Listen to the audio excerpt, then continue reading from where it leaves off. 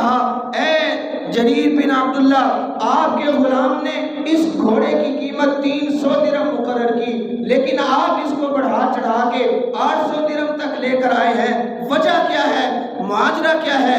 معاملہ کیا ہے؟ حضرت جریر بن عبداللہ رضی اللہ تعالیٰ عنہ فرماتے ہیں اے میرے بھائیوں، میں نے اللہ کے محبوب پیغمبر کے دستے مبارک کے اوپر اپنا ہاتھ رکھ کے اس بات کی بیعت کی تھی، بایعت النبی صلی اللہ علیہ وسلم علی النصح لکل مسلم، کہ جب تک میں زندہ رہوں گا مسلمانوں کی خیر خواہی کرتا رہوں گا۔ جب میرا غلام اس گھوڑے کو خرید کر لایا، میں نے اس گھوڑے کی کنڈیشن دیکھی، بہت اچھی تھی، لیکن میرے غلام نے قیمت کم مقرر کی، بیچنے والے کو ضرورت تھی، وہ راضی ہو گیا، اگر میں لے لیتا تو بیچنے والے کو نقصان ہوتا، اس لیے میرا ایمان گوارا نہیں کرتا، میں نے اس گھوڑے کی اصل قیمت مقرر کی تاکہ